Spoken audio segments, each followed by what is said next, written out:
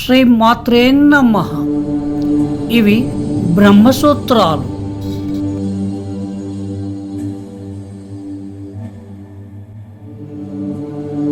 అధ్యాయం 1, జన్మద్యాధికారం. అంశం 2, జన్మాదిస్య యతః. బ్రహ్మము అనగా ఈ ప్రపంచము యొక్క మూలం మొదలైనవి, అనగా పుట్టుక, పోషణ మరియు లయం దేని నుండి ఉద్భవిస్తాయో అది. జన్మది మూలం మొదలైనవి. అస్య ఈ ప్రపంచము యొక్క, యతః దేని నుండి. బ్రహ్మం గురించిన ప్రశ్నకు సమాధానం ఈ సూత్రంలో క్లుప్తంగా ఇవ్వబడింది. శాశ్వతంగా స్వచ్ఛమైన, జ్ఞానవంతమైన మరియు స్వతంత్రుడైన, అనగా నిత్య, బుద్ధ, ముక్త స్వభావం బ్రహ్మమే ఈ ప్రపంచానికి ఏకైక కారణం, ఆధారం మరియు అంతిమ ఆశ్రయమని చెప్పబడింది. ఈ విశాల ప్రపంచానికి సృష్టికర్త, సంరక్షకుడు మరియు లీనమైన బ్రహ్మకు అపరితమైన శక్తులు మరియు లక్షణాలు తప్పక ఉంటాయి. అందువల్ల ఆయన సర్వశక్తిమంతుడు మరియు సర్వజ్ఞుడు. సర్వశక్తిమంతుడు మరియు సర్వజ్ఞుడైన బ్రహ్మం తప్ప మరెవరు దీనిని సృష్టించగలరు, పాలించగలరు మరియు నాశనం చేయగలరు. నిశ్చయంగా కేవలం అణువులు లేదా యాదృచ్ఛికత ఈ పనిని చేయలేవు. అస్తిత్వము లేని దాని నుండి ఉద్భవించదు. ప్రపంచం యొక్క మూలం తెలివిలేని మూలం లేదా ప్రకృతి నుండి ఉద్భవించదు.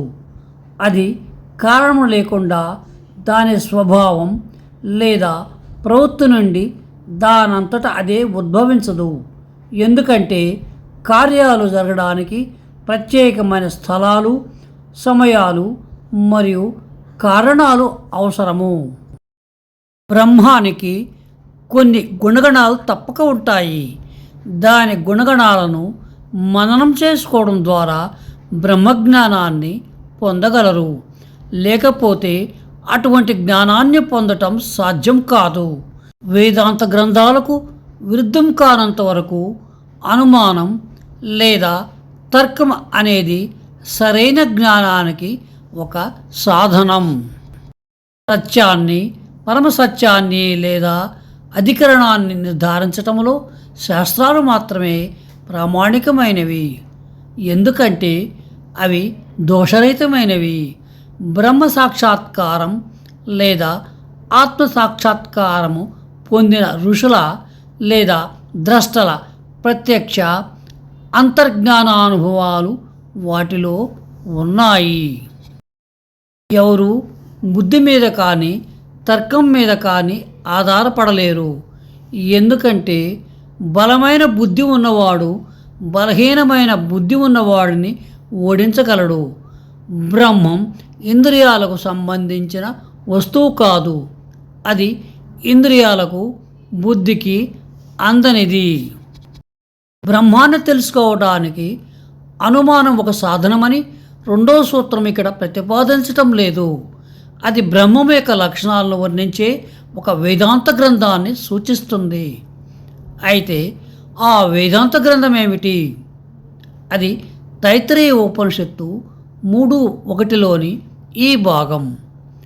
భృగు వరుణి తన తండ్రి వరుణిని వద్దకు వెళ్ళి, ప్రభు, నాకు బ్రహ్మాన్ని బోధించండి అని అన్నాడు.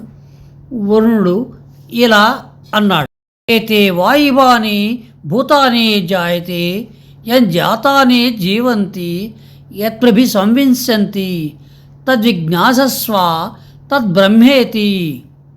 ఈ జీవులు ఎక్కడి నుండి పుడతాయో, దేని ద్వారా పుట్టినప్పుడు జీవిస్తాయో, వాటి మరణానంతరం దేనిలోనికి ప్రవేశిస్తాయో అదే బ్రహ్మం.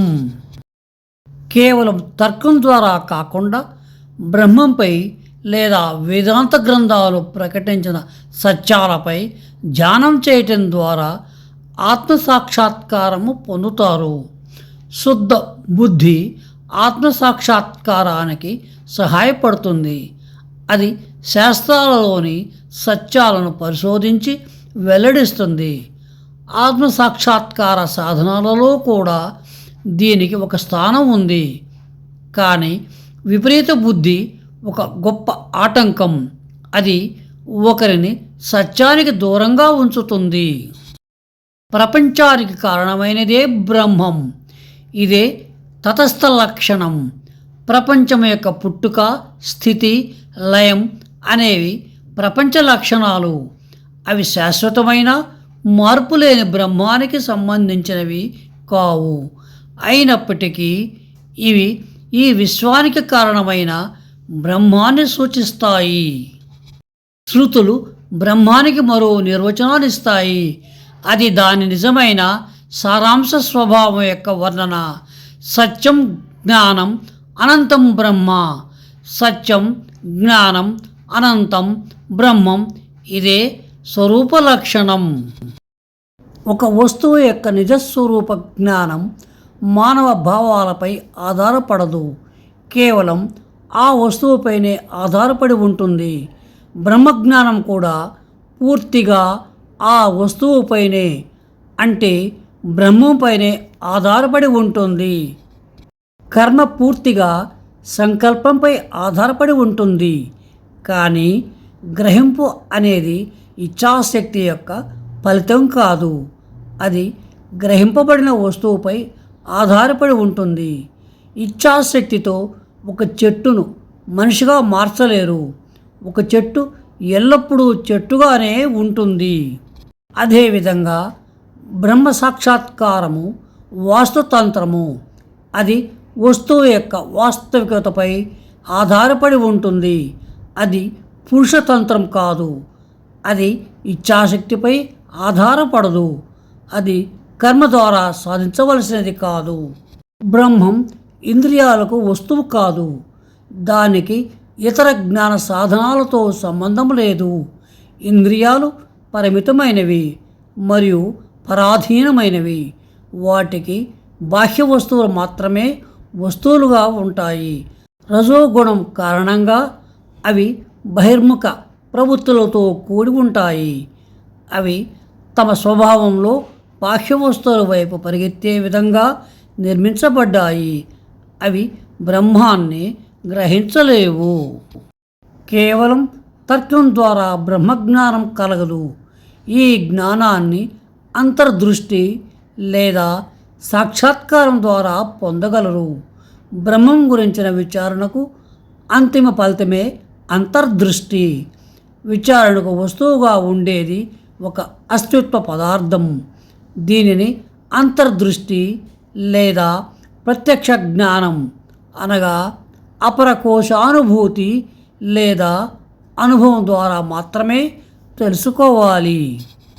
బ్రహ్మంపై శ్రవణము అనగా శృతులను వినడం, మననం అనగా విన్నదానిపై మననం చేయడం, నిధిధ్యాసం అనగా గాఢ ధ్యానం చేయడం అంతర్దృష్టికి దారితీస్తాయి.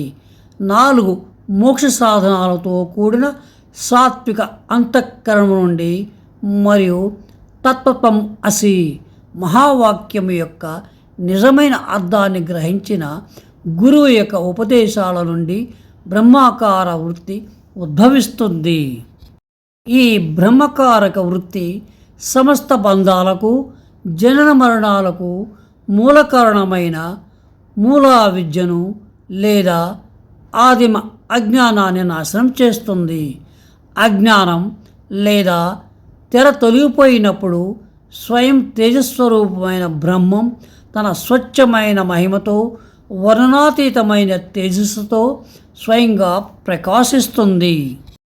వస్తువులను సాధారణంగా గ్రహించేటప్పుడు మనస్సు ఆ వస్తువు రూపాన్ని ధరిస్తుంది. మనసు యొక్క వృత్తి లేదా కిరణం వస్తువును ఆవరించి ఉన్న ఆవరణం భంగం అనే తెరను తొలగిస్తుంది. అప్పుడు మనసులో కలిగే మార్పులు వ్యక్తమయ్యే వృత్తి సహిత చైతన్యమనే బుద్ధి ఆ వస్తువును వెల్లడిస్తుంది. అప్పుడే ఆ వస్తువును తెలుసుకోగలుగుతారు.